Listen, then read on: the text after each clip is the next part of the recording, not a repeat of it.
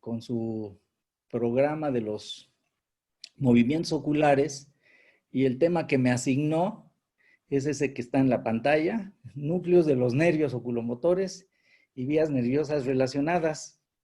Bueno, pues este tema, como a muchos de nosotros, nos apasiona, sobre todo en el aspecto clínico. A mí en lo personal me apasiona el aspecto clínico, y con el paso del tiempo la información que hay al respecto cada vez es mayor, diríamos que es infinita, porque cada día hay artículos de revisión de este tema, pero tratando de circunscribirme a la tarea que me dejó el doctor García Ramos, pues voy a iniciar la plática con algo relativamente básico, pero que en ocasiones, lo digo porque pues, yo todavía sigo trabajando en el hospital con algunos residentes o con todos los residentes del hospital, y algo tan básico pues a veces se nos olvida.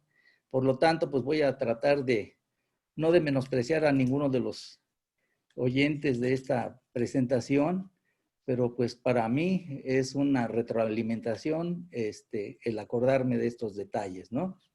Entonces, para fines prácticos, pues es muy sencillo para mí, entre comillas, así como lo voy a dar el tema, porque nomás voy a hablar de para fines prácticos, de 3 nervios craneales y de 3 núcleos específicos.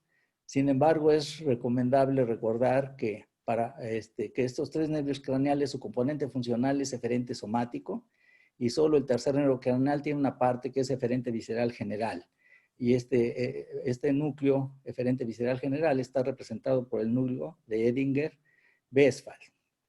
Entonces, si soy muy, entre comillas, ambicioso, pues este es mi punto de referencia, en el que pues estamos viendo que esos 3 núcleos de los nervios oculomotores se encuentran ubicados en el tallo cerebral. Este es un esquema muy simplista, pero muy didáctico, donde están diríamos que las 7 modalidades funcionales de las que van a estar constituidos algunos de los nervios craneales. Para mí fue muy sencillo porque el tercero, el cuarto y el sexto son exclusivamente nervios que tienen funcionalidad eferente somática. Aquí le ponen eferente somática general, pero para fines prácticos es eferente somática. Y la porción eferente visceral general del tercer nervio craneal, pues aquí también la representamos. Entonces, aquí en este esquema muy simple, vemos en mesencéfalo al tercero y al cuarto nervio craneales, y en puente al sexto nervio craneal. Es muy difícil sustraerse a toda la información que ya dio el doctor Gustavo Vega, y probablemente a la que va a dar el doctor Carlos Márquez a continuación. No me puedo estrictamente dedicar a los núcleos, por lo tanto hablaré e invadiré algunas situaciones. Entonces aquí tenemos una fotografía de un corte transversal del puente para ubicar con el número 1 el núcleo del nervio abductor, o sea, este es el núcleo del sexto nervio craneal, y estas son las fibras con el número 2 del sexto nervio craneal que se dirigen hacia la parte ventral del puente para salir de él a nivel del surco médulo pontino, a los lados de la línea media. Entonces, muy sencillo, el núcleo del sexto nervio craneal se ubica a los lados de la línea media, en la parte baja del puente, muy cercana al piso del cuarto ventrículo, porción pontina, donde por las fibras de este es el núcleo del séptimo nervio craneal, pues hace que lo rodean, hace una prominencia señalada aquí con el número 5, que se conocía en otra época como la eminencia teres, y ahora se llama el colículo del nervio facial. Entonces, esta sería la localización, estrictamente hablando, del núcleo del sexto nervio craneal. Esta es una fotografía del mesencéfalo, entre paréntesis, del mesencéfalo alto, donde estos son los colículos superiores, y con el número 12 se está viendo el núcleo del tercer nervio craneal, y con el número 11 sus fibras que se dirigen hacia la porción ventral para salir en la fosa interpeduncular, muy cerca de la línea media. Entonces, el complejo nuclear del tercer nervio craneal se encuentra en mesencéfalo alto, también a los lados de la línea media, muy cerca del acueducto del cerebro o acueducto de Silvio. Si nos queremos recordar, aquí sí un poquito el aspecto más específico del tercer nervio craneal, pues aquí está la descripción que se sigue siendo, pues cuando menos hasta el momento vigente, para ver los diversos subnúcleos que constituyen la porción somática del tercer nervio craneal, donde cada uno de estos subnúcleos pues van a ir a inervar sus músculos extraoculares específicos. Entonces, pues esto lo ponemos aquí nada más, pero pues ya lo tenemos presente. Sin embargo, pues un poquito invadiendo el tema del doctor García Ramos, pues es muy difícil que un paciente que tenga una paresia de un músculo oculomotor inervado por el tercer nervio, inmediatamente yo me vaya al mesencéfalo y diga que está lesionado el núcleo medial o el núcleo dorsal o el núcleo intermedio, etcétera, ¿no? Eso es un poquito difícil para mí, probablemente para algunos de ustedes no, pero para mí sí. ¿Por qué? Porque el complejo nuclear del tercer nervio craneal no rebasa los 5 milímetros de diámetro. Entonces, pensar en una lesión de menos de 5 milímetros de diámetro es un poquito difícil. Sin embargo, pues aquí está la clasificación de los subnúcleos del tercer nervio craneal. Bueno, ¿para qué sirven los núcleos de los nervios oculomotores? Pues ya lo dijo un poquito el doctor Gustavo Vega, para inervar los músculos extraoculares, que son los que van a dirigir los ojos en forma voluntaria hacia donde nosotros queramos, o en forma no voluntaria, depende de la respuesta que se requiera en el aspecto de los movimientos extraoculares de tipo reflejo. Entonces, pues ya ahondó un poquito los movimientos voluntarios. Mucha gente dice con la mirada primaria, ¿no? No forzosamente puede ser en la mirada primaria. Un paciente en estado de coma no está viendo nada, sin embargo, nos va a decir mucho si los ojos están en posición central o están desviados hacia algún lado. Entonces, sí podemos hacer voluntariamente los ojos en posición central cuando lo hagamos en forma voluntaria, pero también en forma refleja los ojos normalmente están en posición central. Ya abordó un poquito los movimientos voluntarios en el eje horizontal, en el eje vertical y en forma oblicua. Aprovechando que el doctor Bruno Estañol está presente en la plática, pues luego me diría, por favor, porque no lo he encontrado descrito, cómo hacemos o qué centro se activa para ver en forma oblicua. Y si nos remontamos a la época en la que copiábamos en los exámenes, pues veríamos hacia abajo y hacia afuera, ¿no? Entonces debe de haber un centro para el centro del copiado de exámenes, ¿no? Pero bueno, regresando al tema, los movimientos voluntarios van a ser de dos tipos: los movimientos sacádicos, que como ya se comentó, vienen del campo frontal de la visión, y al seguimiento, que sobre todo son del campo occipital, pero con las descripciones recientes se habla de un campo parietal localizado en el área 7 y muy cercana al giro angular. ¿Qué más? ¿Para qué más nos sirven los músculos extraoculares? Pues, como dije, para los movimientos reflejos, y también la porción eferente visceral general del tercer nervio craneal para inervar los músculos intraoculares, que obviamente va a ser movimiento involuntario y que se va a servir para inervar las fibras circulares del iris, que son las que producen la miosis, y también al músculo ciliar para aumentar o disminuir su diámetro de acuerdo a la distancia del objeto que queramos ver. Entonces aquí, pues un poquito de lo que ya dijo el doctor Gustavo Vega, pero para mi tema, hay una confusión. Este es un esquema que todos conocemos porque es del Netter, pero que hay un error. Para mí hay un error, pero bueno, ahí se los dejo a su consideración. El haz córtico nuclear, que mucho tiempo se llamó córtico vulvar, aquí en el Netter está dando, entre comillas, fibras al tercero, al tercero y al sexto nervio craneal. Entonces, esto es un poquito difícil de sustentarlo, porque si así fuera, pues quisiera decir que nosotros podemos mover en forma voluntaria un ojo y el otro no moverlo. Eso estrictamente no se da.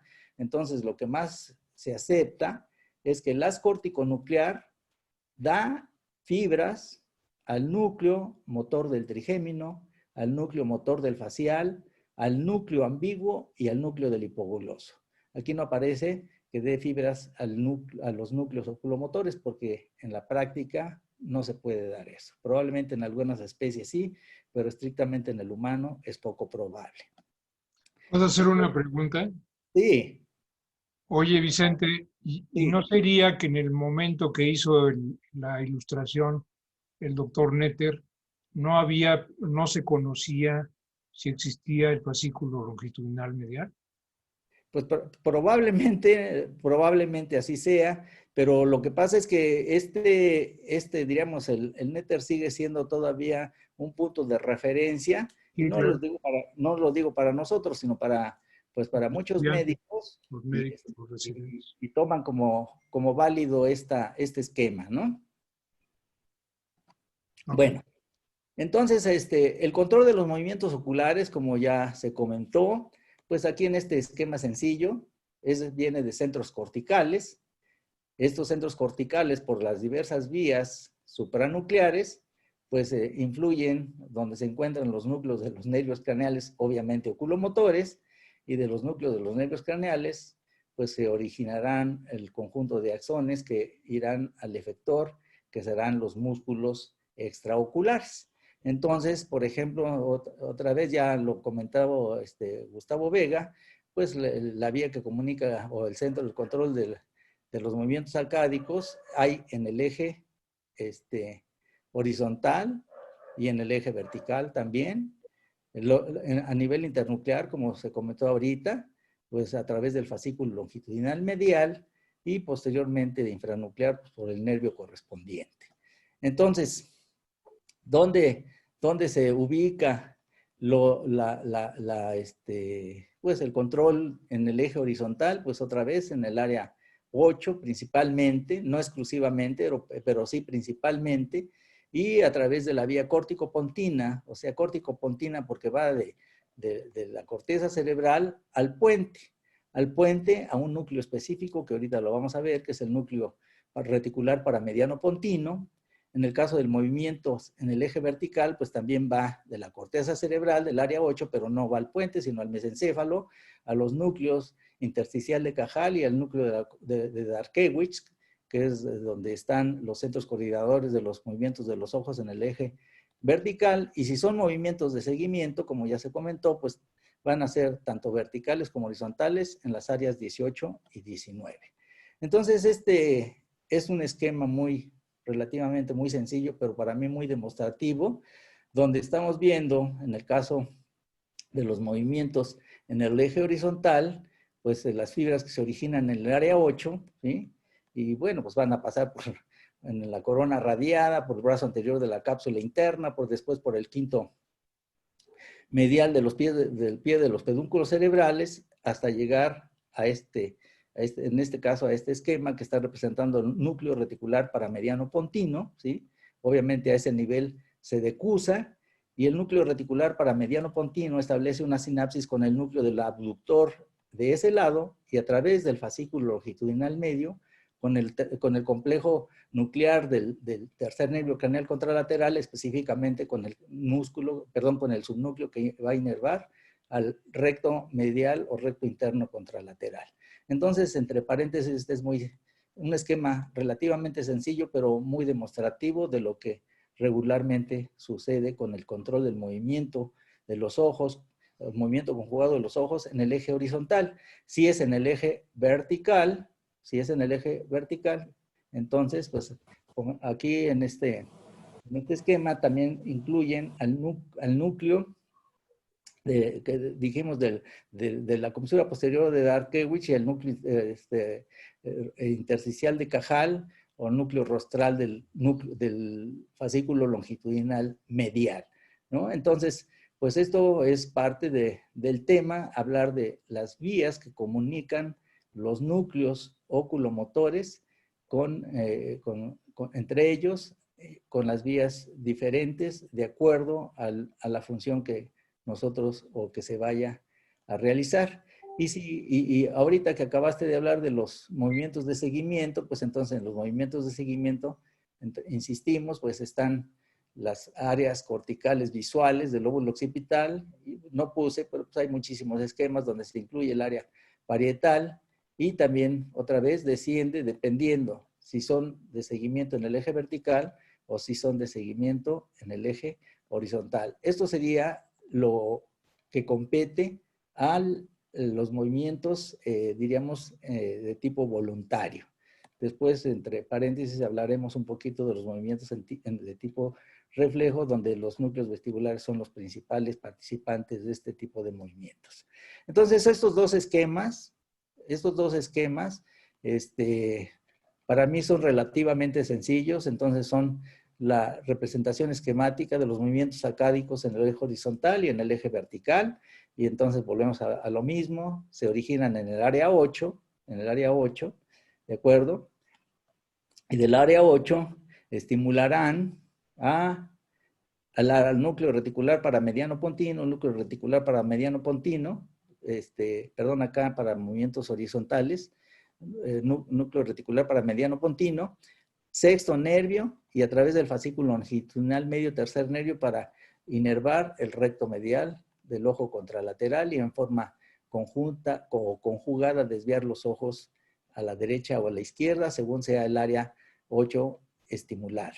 En el caso del área 8 estimulada para los movimientos, sacádicos en el eje vertical, pues llegan a nivel mesencefálico nada más, al núcleo del colículo superior y también a los núcleos del rostral del fascículo longitudinal medial o de Cajal y el núcleo de Darkevich.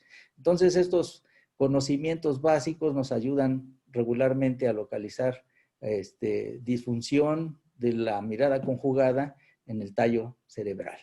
Entonces, para los movimientos de seguimiento, pues lo dijimos en el eje horizontal y en el eje vertical, pues parten ambos de la región visual. Aquí le ponen nada más del área 19, pero pues puede ser de la 18 y de la 19, incluyendo también la 17 con las conexiones que en su momento ya se comentaron, ¿sí? Horizontal, núcleo reticular para mediano pontino y vertical, nivel mesencéfalo alto. Bueno, ¿mande? No, perdón. Bueno. Adelante.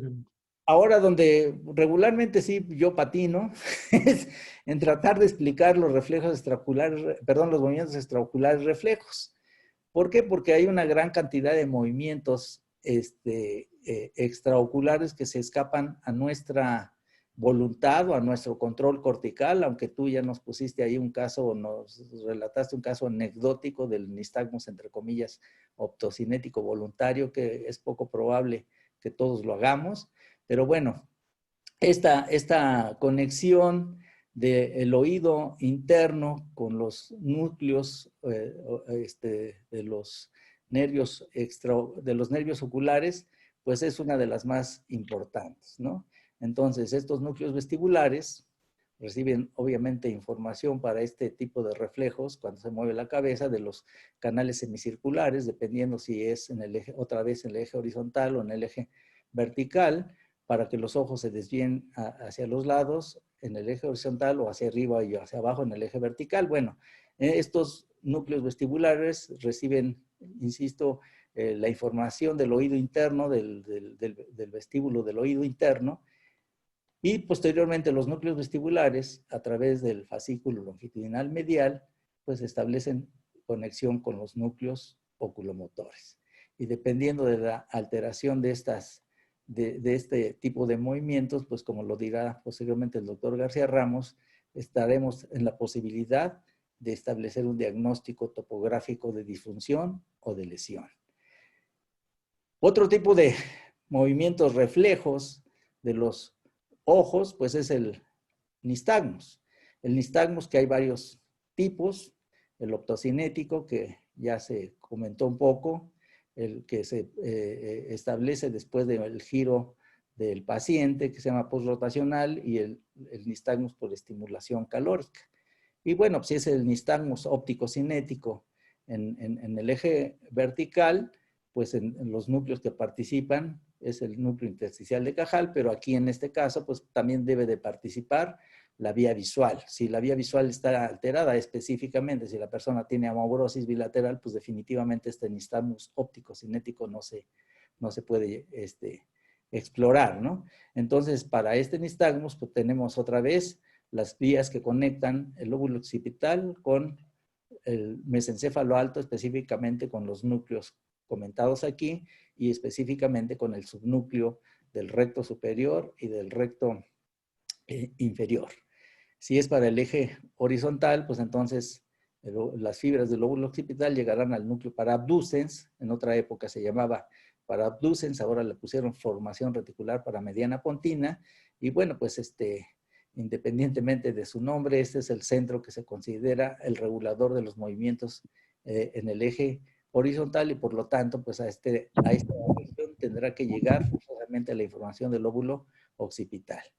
En el caso de los, diríamos, de los nistagmus postrotacional y el nistagmus por estimulación calórica, pues todos ellos provienen de los núcleos vestibulares nuevamente, a la formación reticular paramediana pontina, al fascículo longitudinal medial y a los núcleos de los nervios oculomotores respectivos según el nistagmus que estemos buscando.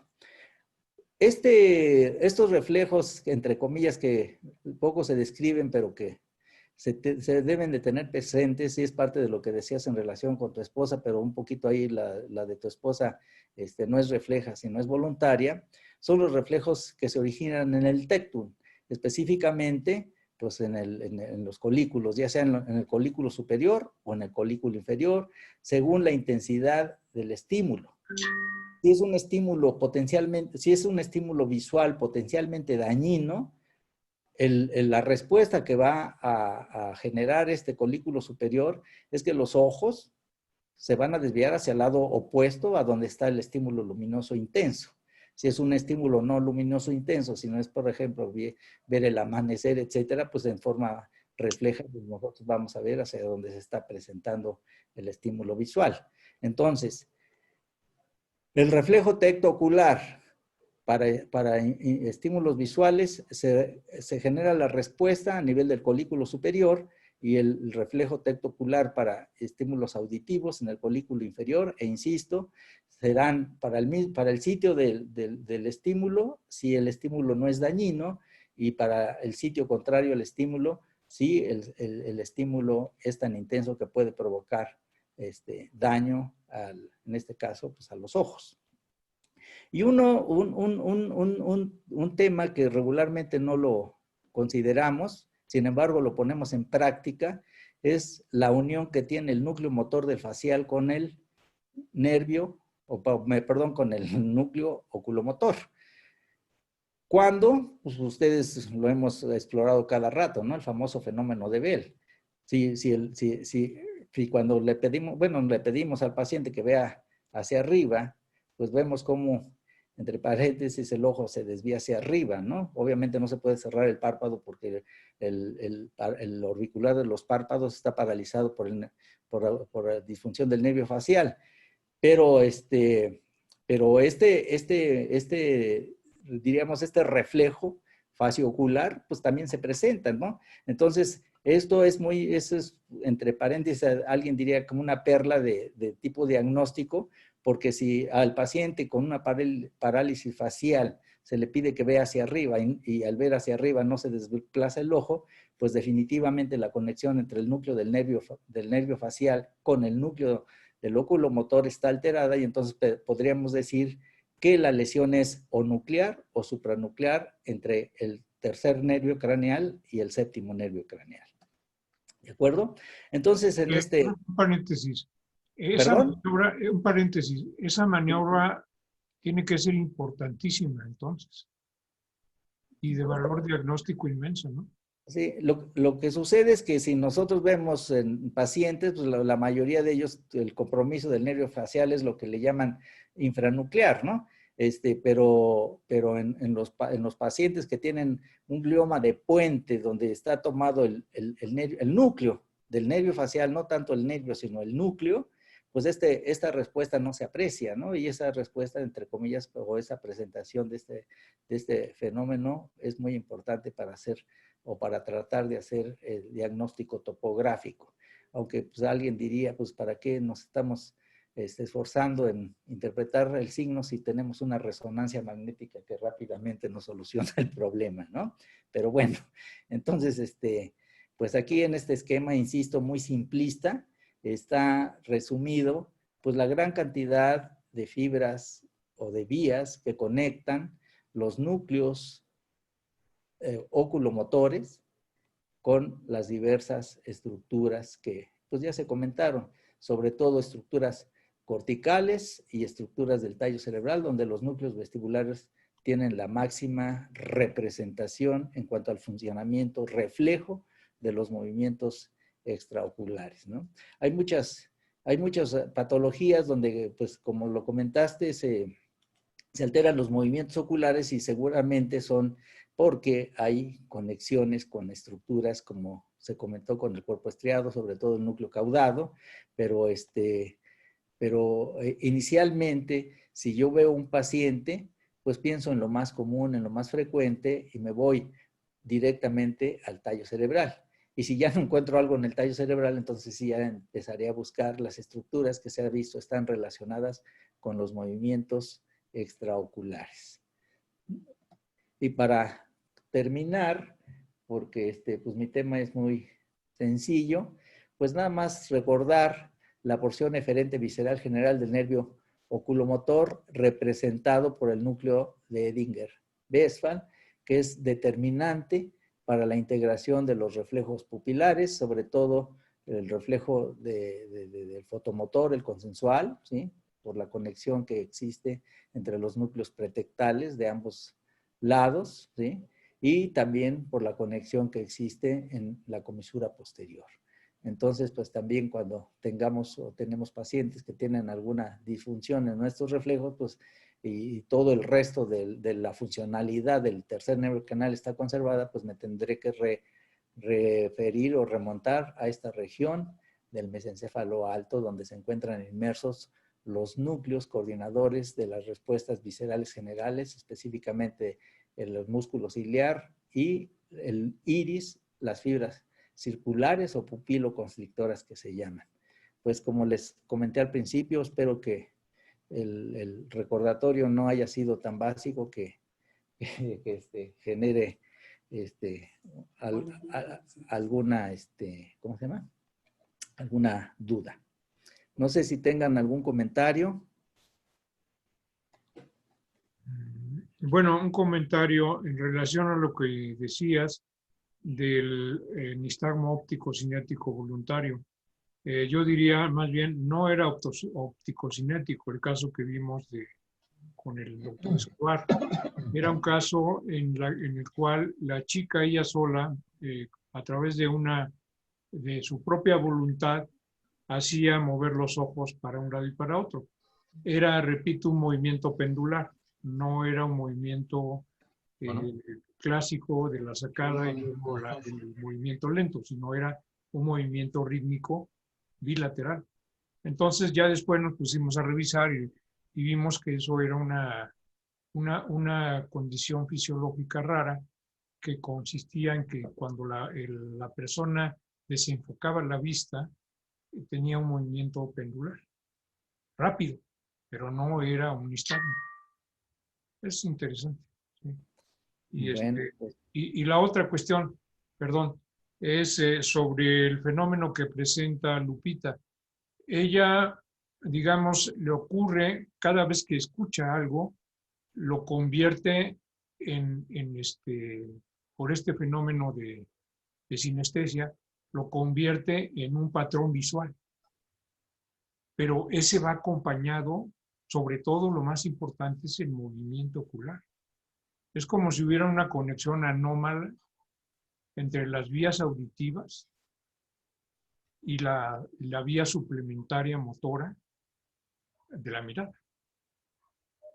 Eso me causa a mí mucha curiosidad, porque yo creo que hay algo que está conectado de manera diferente, fibras aberrantes o nuevas, que conectan la vía auditiva, que es donde interpreta la música, y luego, o más bien allí llega al área primaria, pero luego después se va al área suplementaria, motora, de los ojos. Entonces ella interpreta y ve la música de manera diferente.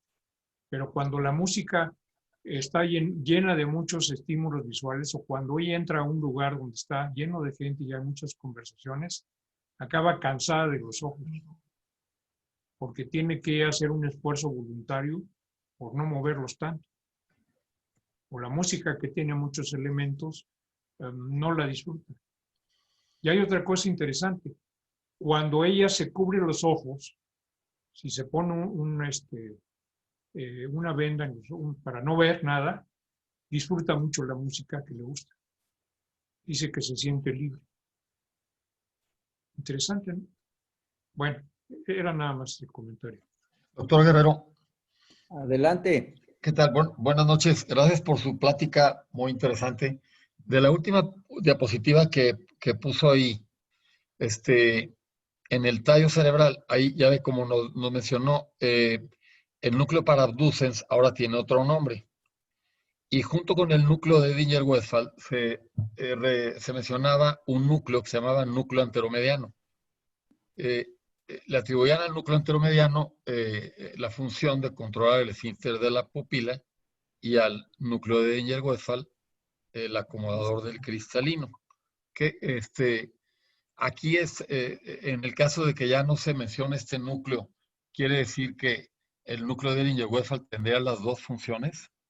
Bueno, en las descripciones recientes, como ha sucedido con muchas otras, otros conocimientos, lo han, ¿cómo se dice? Lo han eliminado. En la mayoría de los textos o artículos ya no se menciona el núcleo anteromediano. Yo por eso no lo mencioné, pero definitivamente estoy de acuerdo con usted de que en otra época se decía el núcleo anteromediano es para esta función y el núcleo de Edinger-Westphal para esta otra, ¿no? Obviamente ambos para funciones eferentes viscerales generales, pero en la actualidad ya no se hace referencia al núcleo anteromediano. Ok, gracias. ¿Alguna pregunta más? Si no, pasamos al siguiente conferencista, que es nuestro querido amigo, colega, Carlos Márquez, que nos va a hablar de las lesiones extraxiales y su compromiso de los nervios oculomotores. Carlos, ¿estás por ahí? Aquí estoy. Ah, estás. Entonces, te cedo a ti el espacio para que puedas. Te voy a hacer co-host para que puedas. Estás con Harumi, ¿verdad? Sí, afortunadamente. Bueno, listo. Ahí estás cuando Bueno, quieran empezar. en realidad el tema no es las lesiones de los nervios, Ok. sino es la anatomía de los nervios. Y voy a hacer referencia a algunos problemas patológicos, clínicos, relevantes. Pero ya ustedes se explayaron notoriamente y voy a procurar ser sucinto, cosa que me cuesta trabajo porque ya saben que soy prolijo y verborreico. Entonces, empezaré diciendo mi opinión de la importancia clínica que tienen estos nervios. Porque uno dice, ay, pues los nervios oculomotores, pues no tienen mayor trascendencia, excepto si tienes un aneurisma y desarrolla midriasis el paciente con dolor de cabeza, y entonces pues está más claro que el agua, ¿no? Pero en realidad los nervios oculomotores tienen una importancia clínica relevante. No solamente a nivel del tronco, del tallo cerebral, sino en su trayecto periférico, que es el aspecto que me pidió García Ramos que revisara yo. De hecho, me programó sin mi autorización. Maldito, malvado. Bueno, entonces, me hubiera yo preparado un poco mejor, porque hace muchos años que no hago una presentación en público.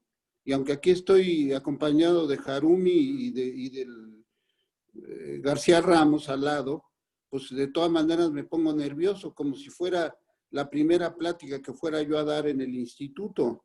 No, relájate. Estás Bueno, entre amigos. bueno, pues ahí les va. Estos esquemas de colores son muy bonitos, me los pasó Marco Pedro Hernández Ábrego, e ilustran la salida, lo que ya había mencionado Vicente, de la emergencia o la salida superficial del tercer nervio, que está ilustrado con el número 2, entre los dos pedúnculos cerebrales. En la cara medial de ambos pedúnculos cerebrales sale el tercer nervio rodeando al pedúnculo cerebral, allí no se ve, no se ilustra, pero sale entre la arteria cerebelosa superior y la arteria cerebral posterior.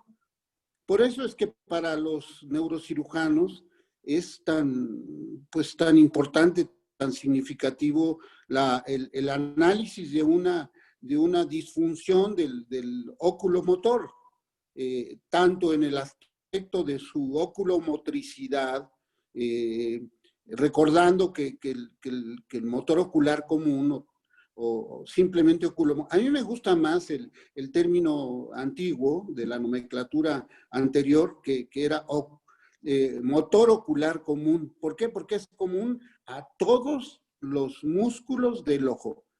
Todos, excepto el oblicuo mayor y el recto lateral.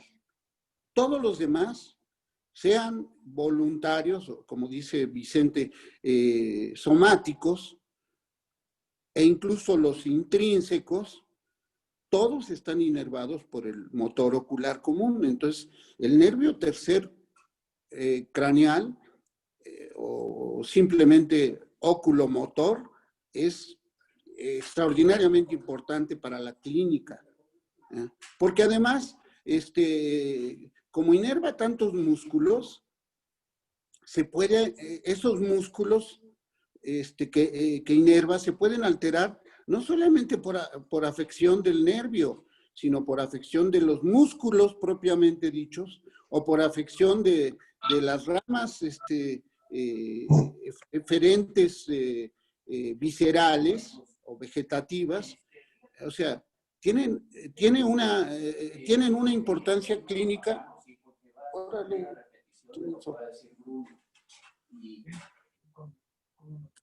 Bueno,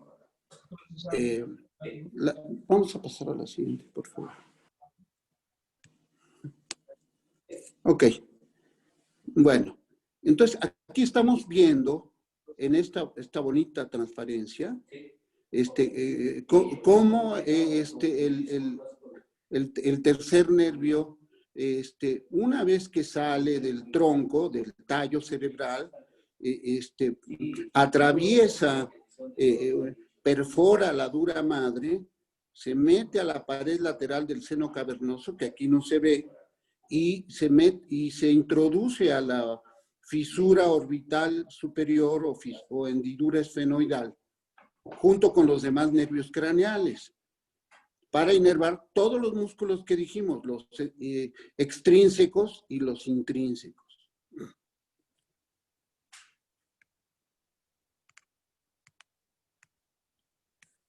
Bien. El que sigue es el cuarto nervio craneal, que es el único nervio que sale por la superficie posterior del tallo.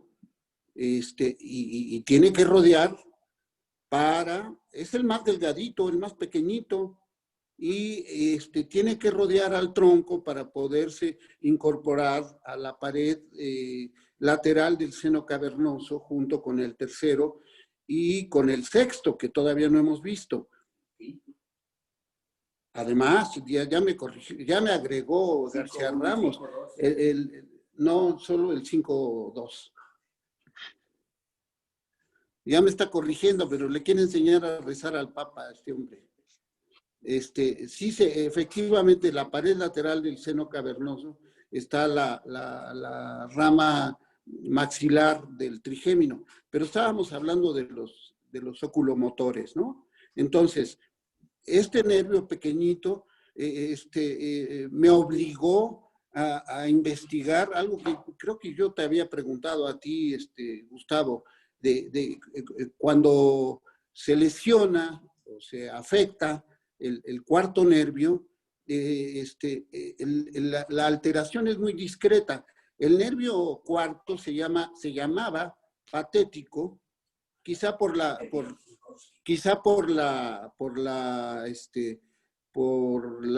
forma en que dirige el globo ocular hacia abajo y hacia afuera, y hace como que la persona parezca triste, patética, digamos.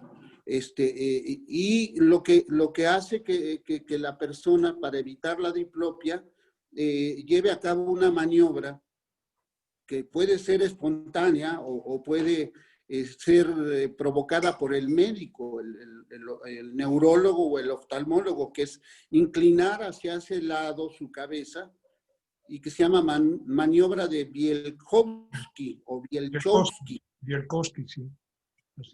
Bielkowski o Bielchowski, como le quieras llamar. Investigué. ¡Órale!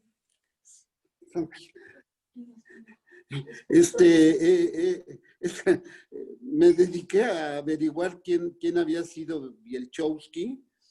Fue un médico alemán con apellido claramente polaco, probablemente judío, que murió, afortunadamente para él, murió un poco antes de que ocurriera el Holocausto en Alemania. Pero bueno, esa maniobra de Bielchowski o Bielkowski es inclinando la cabeza para evitar la diplopia. O sea, el cuarto nervio, aunque está pequeñito y parece insignificante porque nada más controla los movimientos del músculo oblicuo superior, pues también tiene su importancia clínica. Vamos a... Me parece que ese fenómeno de Bielkowski sobre todo se ve cuando el paciente sube las escaleras, ¿no? O las baja.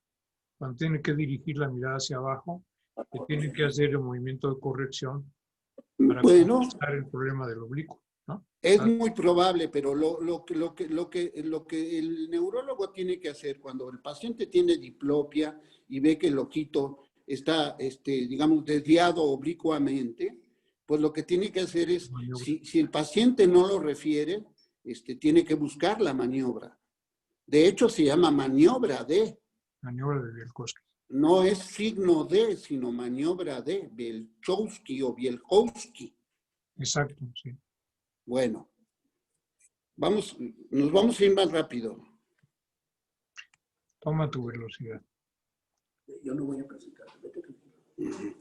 Bueno, aquí está una imagen de la salida, de la emergencia superficial del nervio cuarto, que además de patético, en la nomenclatura actual se llama troclear. ¿Por qué se llama troclear? Bueno, pues porque inerva al músculo oblicuo superior. ¿Y eso qué? ¿Qué tiene que ver? Bueno, pues que el músculo oblicuo superior tiene una tróclea o polea en la pared medial de la órbita. Entonces, eso es lo que permite que el músculo, cuando se contrae, dirija el globo ocular en sentido oblicuo.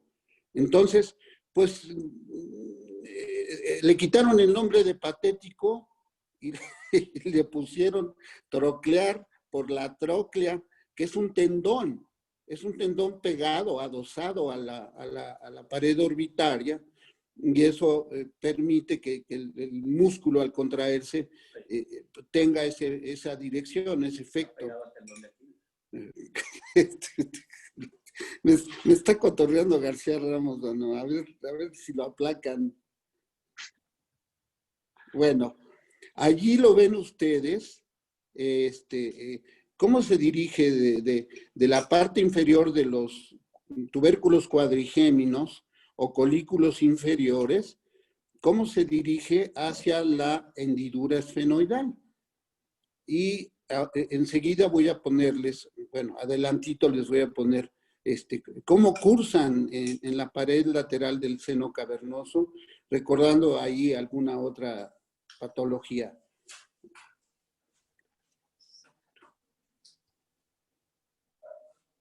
Ok, ahí está la polea, digamos, ahí está el nervio troclear, ya entrando a la órbita, inervando al músculo oblicuo superior, donde se ve, no tengo con qué apuntar, pero donde se ve la polea y se ve, digamos, el cambio del segundo vientre. Ay, mi amor. Órale, chiquita. Esa es la doctora Harumi Diste, chapaneca de origen alemán, que se la sabe de todas. Bueno, entonces ahí puso con el puntito rojo, puso la dirección en la polea y el segundo vientre muscular del oblicuo superior. Bueno. ¿Regresar o adelantar?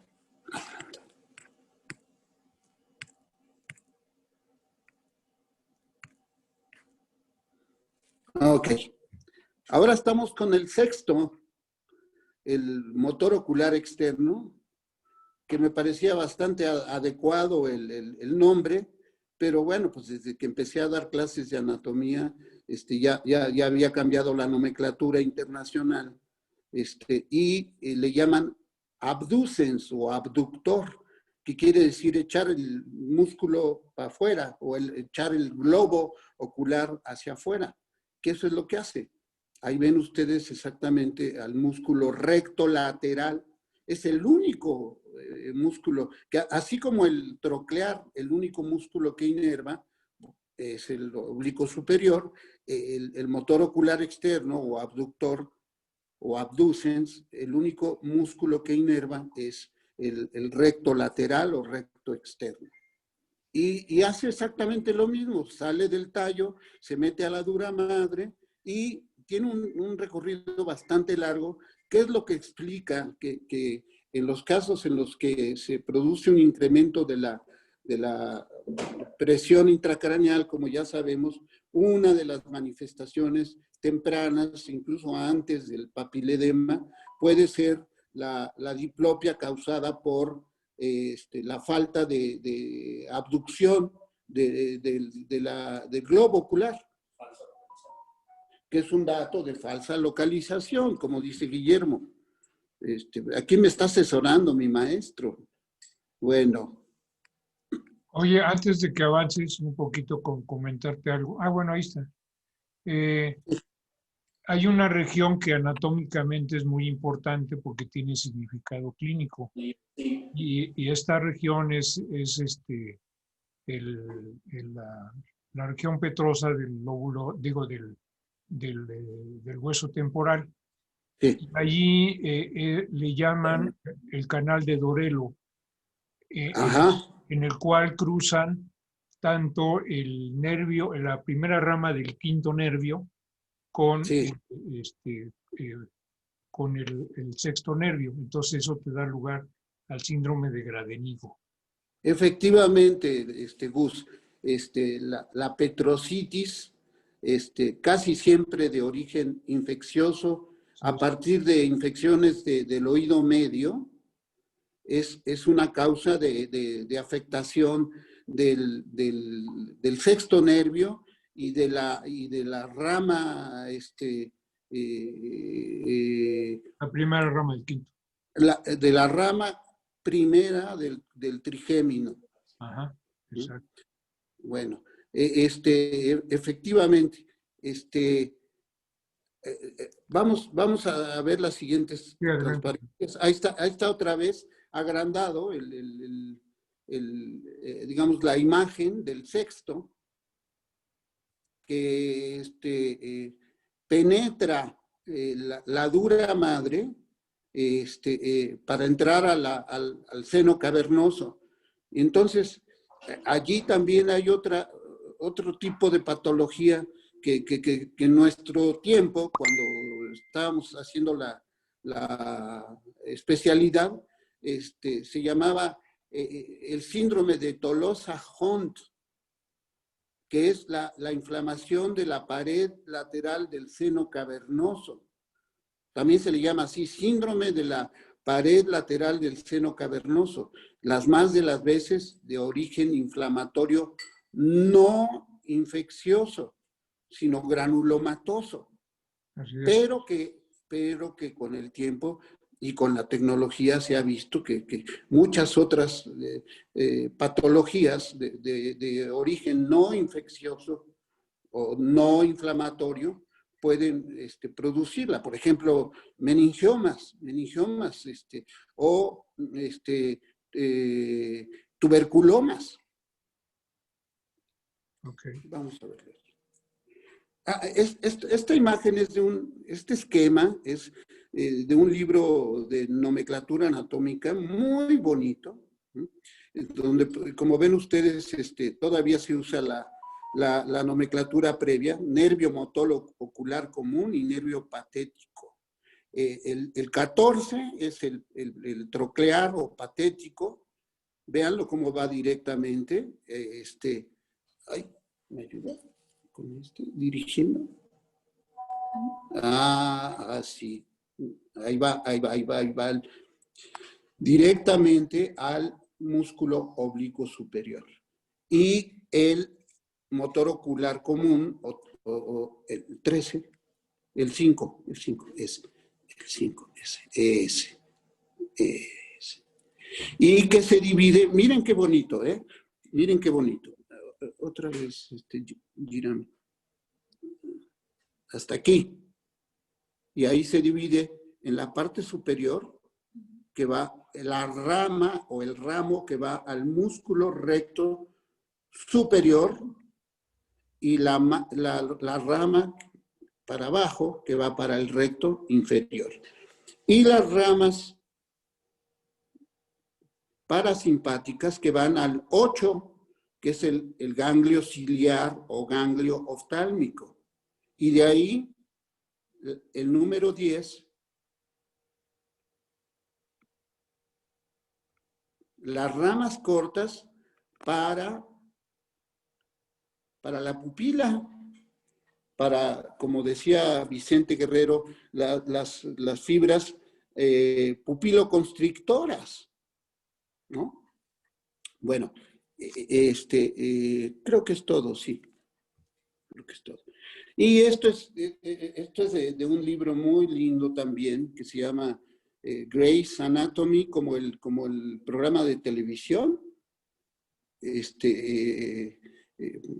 que data, este libro mío, data de cuando daba yo clases de anatomía, donde se ejemplifica, donde se ilustra, mejor dicho, el carácter de las fibras parasimpáticas en azul, que van a dar al ganglio ciliar y de ahí a la pupila, y las fibras simpáticas, adrenérgicas, que van a dar a la pupila, es decir, a las fibras pupilo dilatadoras. En rojo, el simpático, y en azul, el parasimpático. Y bueno, este es un esquema también del mismo libro de Grey's Anatomy, donde se ilustra la localización, la ubicación de los nervios oculomotores y de la rama oftálmica y la rama maxilar, correctamente que dijo García Ramos, en la pared lateral, y que explica la sintomatología tan aparatosa que da el síndrome de oftalmoplegia dolorosa de Tolosa-Hunt. Por último, les paso esta diapositiva que tiene que ver con una representación de una disección. No es una disección propiamente dicha, sino es un dibujo, un esquema de lo que resulta de extirpar el globo ocular.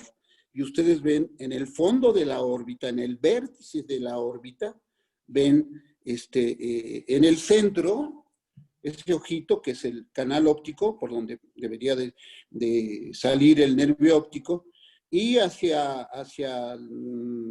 arriba y a la izquierda se ve la hendidura esfenoidal o fisura orbital superior, y se ve como todos los músculos que se ven allí están inervados por el tercero. Por eso digo que el nervio en realidad debería de llamarse motor ocular común, porque es el que inerva a todos, excepto al recto lateral, que lo ven aquí.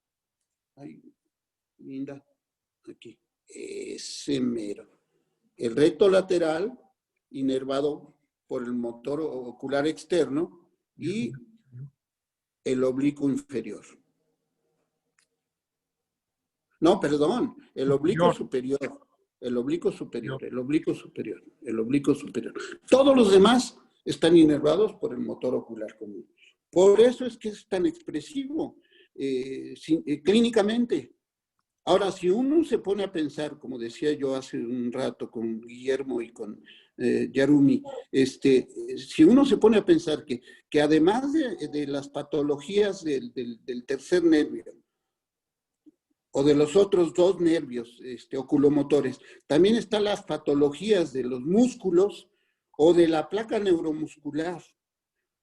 Y además de las lesiones estructurales, también están las patologías inflamatorias de esos nervios. O sea, uno se da cuenta que tener un paciente con diplopia o con el ojo visco significa un reto para el clínico. Y de nuevo reitero lo que decía Canet y que hemos dicho muchas veces, el 70-80% del diagnóstico lo hace el interrogatorio. No puede ser igual un dolor de cabeza con intensidad máxima y el ojo caído, digamos la tosis palpebral, pues que una tosis palpebral intermitente, como miastenia. Y hasta ahí me quedo. Muchas gracias, Carlos. Excelente tu plática. Gracias, gracias. Y ahora pasamos a la plática la plática de mi querido doctor Boliaga.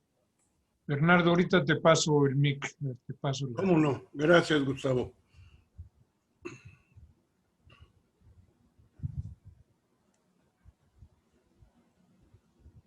Listo. Ok. Listo. Entonces, Ahora sí te estoy grabando, ¿eh? por favor, que no se te olvide. Así está. Muy bien. Esta es una muestra del estado del arte de la imagen diagnóstica actual.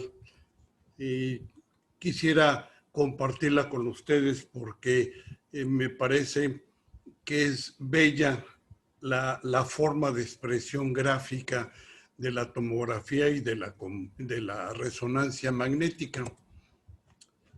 Esta conferencia está dedicada al profesor Dr. Bruno Estañol Vidal, con admiración, respeto, aprecio y profundo agradecimiento por sus enseñanzas médicas, literarias y por su gran calidad humana.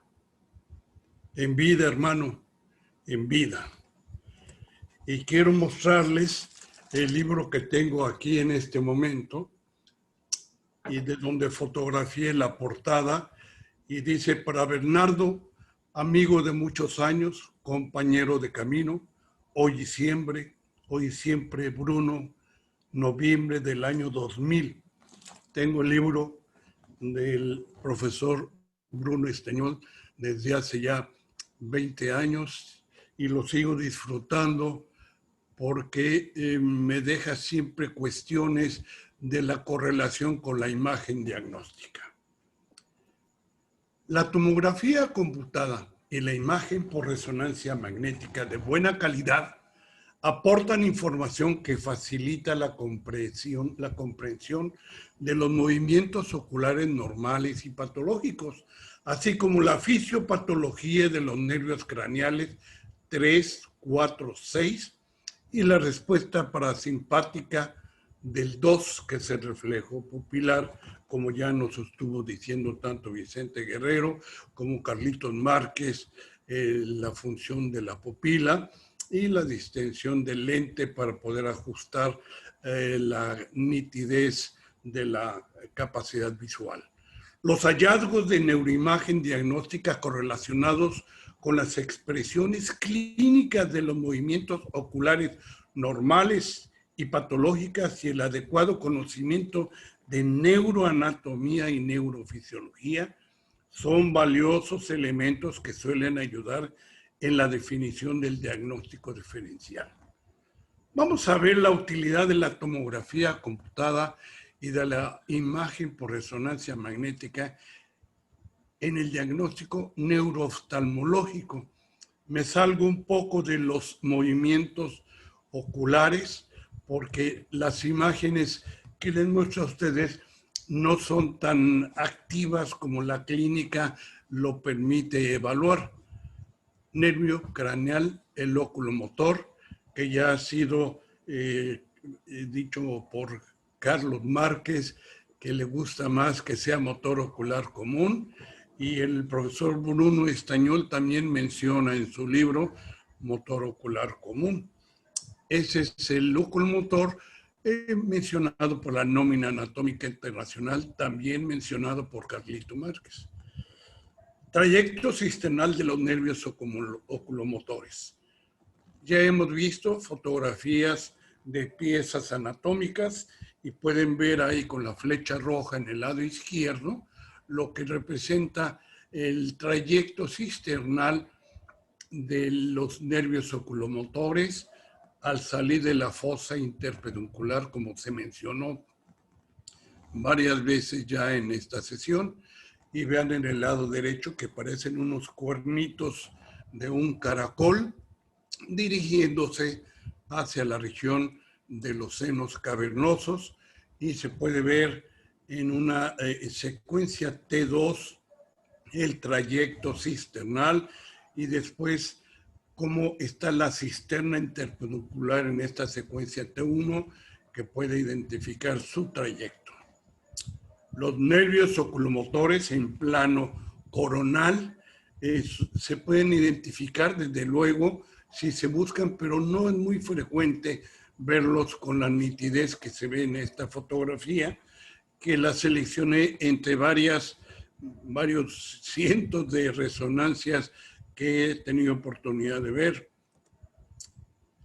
Pasemos al troclear, que tampoco le gustó a Carlitos Márquez el nombre de polea, ¿verdad? Pero pues es la nómina anatómica de la que estamos hablando y que es nervio que se puede ver inclusive y confundir con el oculomotor porque están muy cerca en el trayecto cisternal, pero se pueden aislar cuando se hacen cortes muy finos de 2 milímetros en secuencias que algunos equipos llaman fiesta, y estas secuencias son muy finas pero aquí podemos distinguir que no hay que confundir nunca el 4 que está saliendo precisamente rodeando el tallo cerebral, porque sale, como dijo el doctor Márquez, es el único que sale en la porción dorsal del tallo cerebral, rodea el tallo y sigue hacia adelante para continuar junto con el tercer nervio craneal, el oculomotor. Y el abductor, abducens, el 6 o como dice Carlos, el motor ocular externo, se puede distinguir claramente saliendo del surco medulopontino. Aquí vemos la emergencia del troclear a las cisternas cuadrigeminal y ambiens, y se puede identificar aquí en esta imagen de resonancia magnética y aquí en una parasagital como el nervio está rodeando el tallo cerebral en uno de los lados. Y desde luego en el esquema nos damos cuenta cómo se decusa hacia el lado opuesto para rodear el tallo cerebral y dirigirse al seno cavernoso. Nervio craneal 6, abductor o abducens, sí se puede ver si lo identifican claramente, tanto en tomografía, como aquí se puede ver, como en resonancia magnética, pero tienen que utilizar una ventana muy reducida para poder quitarle el contraste y que sea la similitud de la anatomía normal. Aquí tienen ustedes el abductor, que es el 6, como sale del surco medulopontino, marcado con el número 2, va hacia adelante, se adosa al clivus, asciende y al ascender entra por el canal de Dorelo, que lo mencionó Gustavo Vega muy bien, para entrar a la región del seno cavernoso. Para evaluar la utilidad de la imagen por resonancia magnética en el estudio de la órbita, de su contenido, es conveniente compararla con otro método diagnóstico de gran valor como la tomografía computada. Ambos métodos aportan excelente información anatómica. La tomografía computada tiene mayor disponibilidad, contraste, resolución espacial, su realización es más rápida, su costo es menor que un estudio de resonancia magnética y posee mayor sensibilidad para la detección de calcificaciones y cuerpos extraños. Con tomografía computada de múltiples detectores se pueden obtener imágenes de reconstrucción multiplanar con óptima definición ósea.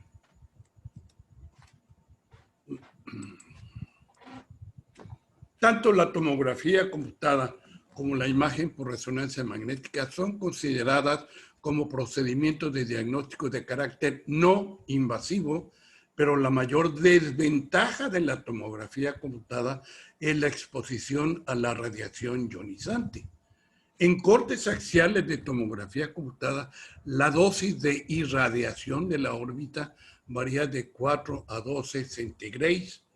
En el lente o cristalino se puede inducir el desarrollo de catarata por la dosis acumulada mayor a 200 centigrados. Debido a esta desventaja, en exámenes múltiples de las órbitas es preferible el empleo de la imagen por resonancia magnética. Los planos habituales, sagitales, axiales y coronales, pueden complementarse con reconstrucción de tercera dimensión de las imágenes obtenidas en planos oblicuos, siguiendo la dirección de los nervios ópticos. El empleo de gadolinio suele incrementar la calidad informativa y mostrar otros hallazgos patológicos con diferente grado de vascularidad, ofreciendo mayor especificidad diagnóstica.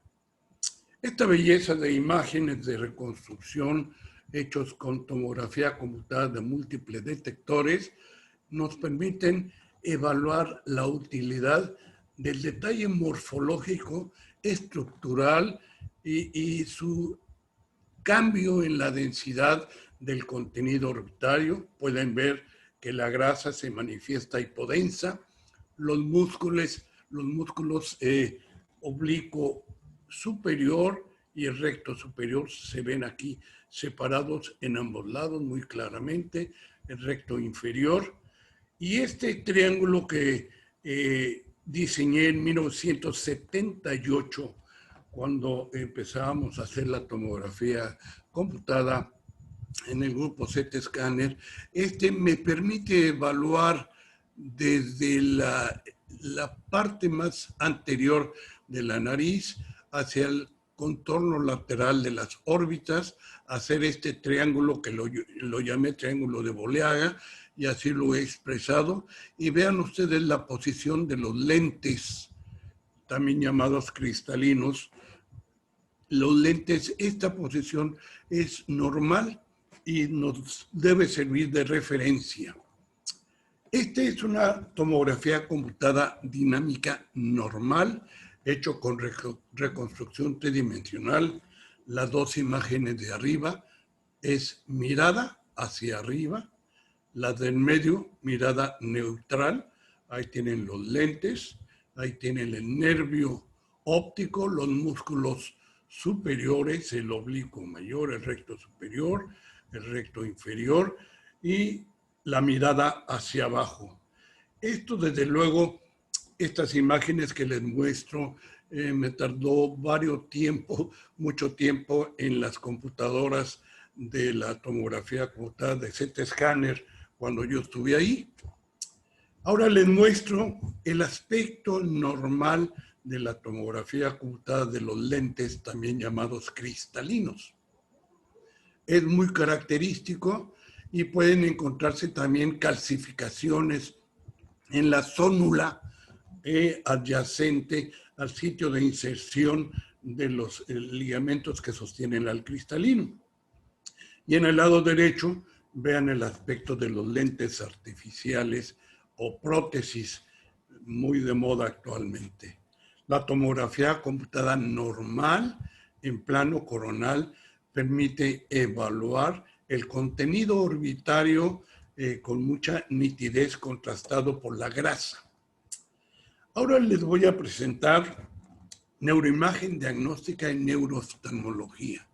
Son 13 casos que conjunté para ustedes y este es un caso muy interesante de un hombre de 28 años de edad.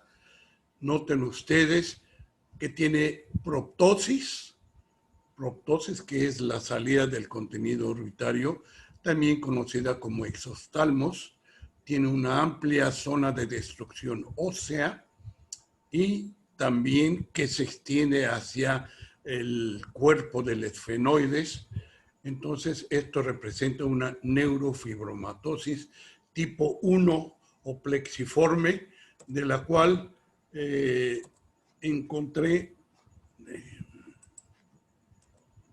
en el libro de Ann Osborne estas imágenes que posiblemente ustedes ya han visto de una neurofibromatosis tipo 1, similar al que les acabo de mostrar con exoftalmos, buftalmos, también que viene la palabra de buf, que quiere decir buey, que es el ojo del buey, pero es la traducción de buftalmos. Ensanchamiento de la fosa craneal media con displasia del ala esfenoidal y el neurofibroma plexiforme. Este otro caso de una mujer de 32 años de edad no tiene datos clínicos, no los necesita.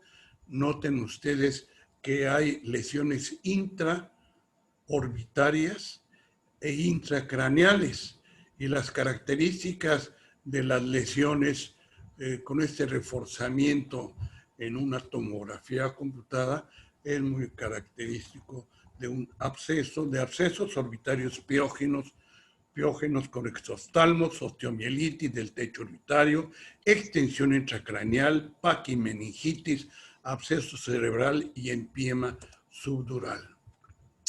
Este muchacho de 16 años de edad con epistaxis crónica y tosis palpebral derecha, Bueno, el diagnóstico de angiofibroma juvenil es muy sencillo. Con un rinoscopio puede observarse el tejido hiperémico del angiofibroma juvenil y hacer el estudio de imagen, tanto por tomografía como por resonancia magnética. El caso 4 es de una mujer de 35 años de edad, 3 meses con oftalmoplejía derecha y cefalalgia generalizada. Es un meningioma en la región del seno cavernoso derecho, pero noten la obstrucción de la arteria carótida interna en su trayecto cavernoso. Caso 5, una mujer de 35 años de edad, 6 meses con exoftalmos izquierdo y hemiparesia derecha. Hace un mes y medio se agregó amaurosis izquierda y oftalmoplejía progresiva. Meningioma en la región del seno cavernoso izquierdo, con invasión a la órbita, a la fosa craneal media y al ángulo cerebelo-pontino en este lado.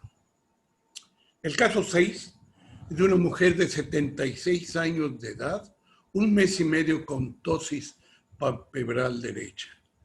Y podemos ver las imágenes de un bello aneurisma gigante parcialmente trombosado en la porción cavernosa de la arteria carótida interna derecha. El caso 7 de un hombre de 35 años de edad que hace 2 semanas tuvo accidente en su automóvil con trauma craneofacial y de ahí obtuvo esta proptosis y una congestión sanguínea tanto venosa como arterial, y el diagnóstico fue clínico definitivamente. Se hace la resonancia magnética y después se hace la angiografía mostrando una fístula carótido-cavernosa directa. La indirecta es cuando se comunica con ramas de la carótida externa. Esta es con comunicación de carótida interna, por eso se llama directa. Vean este interesante caso de un hombre de 28 años de edad con trauma orbitario izquierdo por riña en un antro.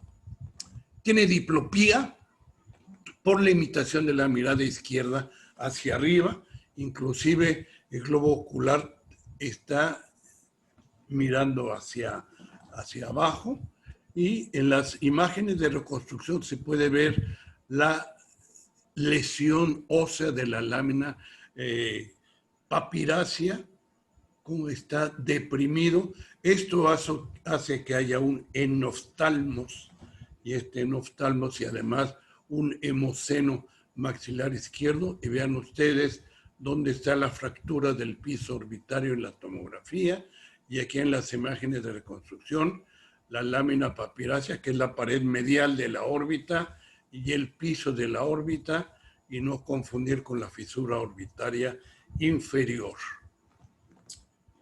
Este es un hombre de 64 años de edad con diplopía y edema palpebral derecho. Un primer estudio del 14 de diciembre nos muestra aumento en el volumen de músculos orbitarios. Bueno, esto se puede ver en los pseudotumores orbitarios definitivamente. Tendríamos que incluirlo en el diagnóstico diferencial. Este es del 14 de diciembre de 2006. Se realizó biopsia de glándula lacrimal derecha, fue tratado con esteroides y se hace un segundo estudio del 24 de marzo del 2007, y pues la respuesta podría ser adecuada para el diagnóstico del pseudotumor orbitario. Sin embargo, la biopsia mostró hiperplasia linfoide reactiva. Es una lesión linfoproliferativa benigna de 10 a 40%. La forma maligna de 60 a 90% es considerada como linfoma, principalmente no Hodgkin. El diagnóstico diferencial debe incluir procesos inflamatorios, desde luego pseudotumor orbitario idiopático, orbitopatía tiroidea, sarcoidosis y neoplasias primarias de glándula lacrimal, sarcomas y metástasis. El caso 10 es de un hombre de 63 años tiene 4 años con linfoma no Hodgkin. Ya está bien diagnosticado y ahora tiene exoftalmos y oftalmoplejía bilateral, más evidente en el lado derecho, y tiene una infiltración linfomatosa orbitaria extraconal bilateral. Esta mujer de 83 años con hipertiroidismo, vean por favor el que yo llame triángulo de Boleaga, cómo confirma la proptosis o exoftalmos bilateral, que se corrobora en la imagen de reconstrucción, y la grasa que está ocupando la mayor parte del contenido orbitario, responsable de estos cambios morfológicos frente a un hipertiroidismo. El penúltimo caso para ustedes es el de un hombre de 44 años, 2 meses con cefalalgia, diplopía y dolor retroorbitario izquierdo. Este es un caso que le gustaría mucho a mi amigo Carlos Márquez, porque es una neurocisticercosis variedad racemosa en la cisterna quiasmática con aracnoiditis adyacente, y se puede ver en las imágenes con medio de contraste cómo hay reforzamiento característico de la variedad racemosa, y esto se comentó como una aracnoiditis optoquiasmática de etiología cisticercosa. Y el último caso que tengo para ustedes es de una mujer de 45 años que tiene 3 años con cefalalgia difusa, 2 semanas con diplopía por parálisis del abductor derecho. Abductor derecho lo mencionó Carlos Márquez muy bien.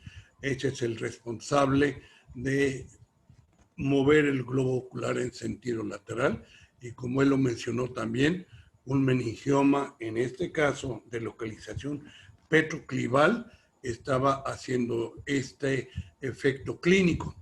Sin embargo, la pregunta es, ¿y por qué no habría también otro tipo de participación de nervios craneales por las dimensiones de la lesión?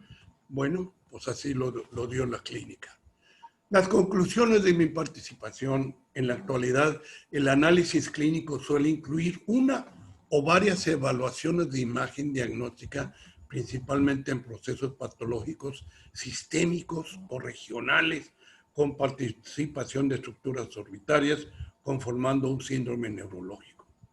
La tomografía computada y la imagen por resonancia magnética aportan información complementaria que usualmente apoya un adecuado diagnóstico diferencial establecido clínicamente.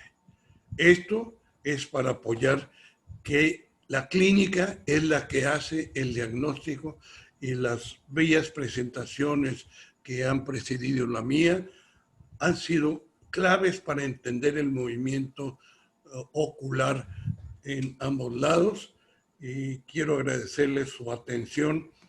Ojalá les haya gustado esta presentación. Estuvo muy bonita, excelente, diría. Bernardo, te quería preguntar algo. Sí, señor. ¿Publicaste lo del triángulo de Boleaga? No lo publiqué porque empezaba yo a hacer mis pininos en la tomografía computada. Pues sí me gusta lo de la doble altura. Maritere, Normalmente es la sala, ¿no? Maritere, ¿puedes apagar tu micrófono, por favor? Sí. Perdón. Adelante, Bernardo. No sé, estaba yo comentando que en esa época no tenía yo contemplado hacer algún tipo de publicación de mis hallazgos precoces de la tomografía, que fueron muchos, y algunos sí los publiqué en el zoológico de Boleaga, como yo lo mencioné. Ahí están mencionadas muchas figuras de animalitos que permiten la identificación de anatomía, pero ya lo hice con mayor certeza con resonancia magnética. Con la tomografía computada era difícil tener pacientes solamente de oftalmología, pero eran procesos neoplásicos como los que vimos, los que podíamos inferir. Entonces el triángulo lo podrías llevar o extrapolar a la resonancia magnética también. Sí, desde luego que sí, porque es una localización topográfica similar en ambos métodos en plano axial. Muchas gracias, Bernardo. Encantado. ¿Preguntas, comentarios? Comentarios, quejas. A mí me ha servido mucho ese triángulo en el diagnóstico del maestro. Bien. ¿Me puedes ceder el host otra vez? ¿Cómo no? Voy a presentar una última cosa. Bueno, quiero decirles que hicimos modificación en el programa del día de hoy. Entonces, Memon ya no va a participar porque dice o considera que ya hemos expuesto muchas cosas clínicas y que ya no Sí. vale la pena redundar en ellas. Ay, caray. Entonces, vamos a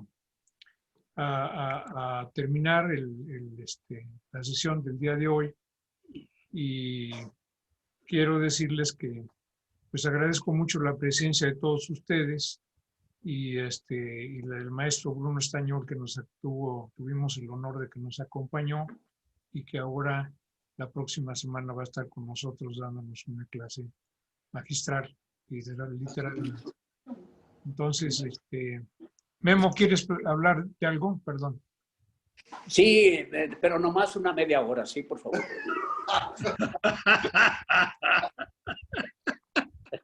Una hora, órale, adelante. Pero, no, pues sí, muy sinceramente ofrezco disculpas, pero también estoy consciente de que ya la hora, y además lo que vaya a decir yo probablemente se vaya a repetir en la sesión de Bruno. Si acaso después revisaremos el contenido y si es necesario, con mucho gusto yo doy una introducción la próxima semana.